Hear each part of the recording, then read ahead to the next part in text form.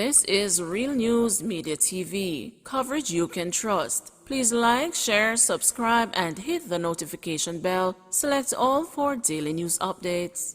Good afternoon, my Real News Media TV family. Welcome back to the channel for another news update for February 18, 2023. And in the news this afternoon, alleged SSL fraudsters' assets frozen. The commercial court has granted an order freezing all of the assets of the former Stocks and the Securities Limited client relationship manager, Jean Ann Panton, who is at the center of a multi-billion-dollar fraud at the company. The order was granted on Wednesday after lawyers representing Olympian Usain Bolt made an application for the injunction. Bolt's company WellGen Limited is among the accounts of 39 clients who were allegedly fleeced by Panton. Panton was yesterday charged with breaches of the Larceny Act, forgery, uttering forged documents, falsification of accounts, engaging in a criminal transaction, and the breaches of the Cybercrimes Act, and was also remanded when she appeared in the Home Circuit Court. Over US $6.1 million was reportedly invested by WellGen Limited over a period of 10 years, but when the fraud was uncovered, a balance of US $12,000 was left in the account. Attorney at law Obika Gordon, who along with his father Linton is representing Bolt, told the news yesterday, "We can confirm that we obtained a freezing injunction against Ms. Panton. It is an order which provides that her assets up to the amount of $6+ million have been frozen." Additionally, he shared that there is also a production order for her to provide a statement of all her assets, real estate holdings, shares, stocks, etc. The matter will be mentioned on March 15. In the meantime, the Supreme Court has extended an order blocking the directors of fraud-hit SSL from winding up the company or liquidating its assets. The order was initially granted on January 25. King's counsel Caroline Hay, who represents SSL, and the trustee Kadian Campbell said the order has been extended to February 28 when another hearing into the matter is scheduled. The order was extended to give the government more time to respond to affidavits filed by defendants in the matter. Justice Stephen Jackson Hazley made the decision yesterday during a hearing involving SSL and the Financial Services Commission. The case was brought by the FSC against SSL, Campbell, SSL founder Hugh Croskery, and the former company directors Lawrence Adamson and Peter Knibb. The injunction has been lifted against Knibb and Adamson because of their resignations as directors. SSL has denied that it sought to wind up the company when it appointed Campbell as a trustee. It was the intention of the directors that their powers and authority be vested in the trustee and that the affairs of SSL would be under his control, the company said in a statement issued by its attorneys.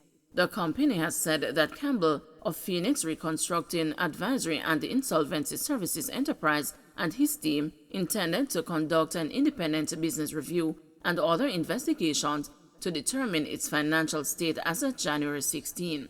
The FSC, which regulates brokerages and investment houses, took temporary charge of SSL's management and operations on January 17, days after the alleged $3 billion fraud had been publicized. Public confidence in Integrity Commission undermined by blunder, says Morgan. Minister with responsibility for information Robert Morgan says the Integrity Commission's handling of the ruling from the Director of Corruption Prosecution has undermined public confidence in the commission. He argued that as international media reports associated Prime Minister Andrew Holness with the corruption following the Integrity Commission's report tabled in Parliament on Tuesday, members of the commission were on social media retweeting those reports, knowing fully well that there was a finding that exonerated the Prime Minister. He further criticized the Integrity Commission for waiting almost a full day later to release the Director of Corruption Prosecution's ruling that no charges were to be laid. Mr. Morgan said the commission owes the country an explanation on how it handled the ruling.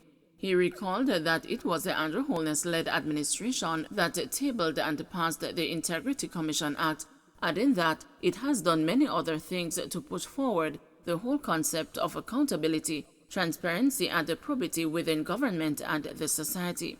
He said the handling of the situation has undermined the administration's anti-corruption efforts and damaged the confidence that the public has in the commission. There are international reports associating the leader of our country with corruption, and members of the Integrity Commission have been on social media retweeting those reports, knowing fully well that there was a finding that exonerated the Prime Minister while they were retweeting, and they wait almost a full 24 hours after tabling the report in Parliament to come out with the facts to show that the Prime Minister was not going to be charged for any offence. We have always been strong in the anti-corruption side. It is this administration of Andrew Holness that tabled and passed the Integrity Commission Act, and we have done many other things to push forward the whole concept of accountability, transparency, and probity within government and the society. The fact that this was done to our Prime Minister undermines that anti-corruption effort and damages the confidence that many of us and members of the public will have in a commission that is well funded, that the government has supported since its inception when the bill was passed.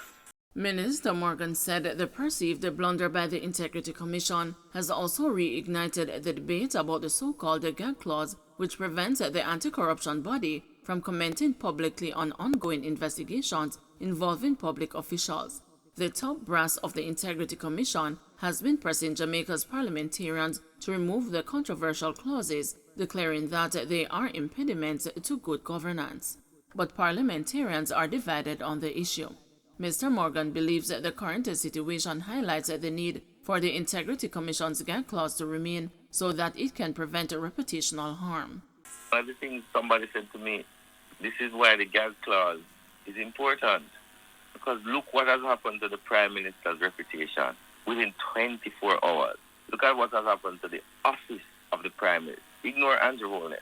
Think about what has happened to the reputation of the office of Prime Minister, an office that requires confidence. Vauxhall High teachers protest after colleague injured by student. Teachers at Vauxhall High in Kingston staged a sit-in yesterday morning to protest the acts of violence by students against them. The teachers dressed in black called for the intervention of the Jamaica Teachers Association and the police to put an end to the violence.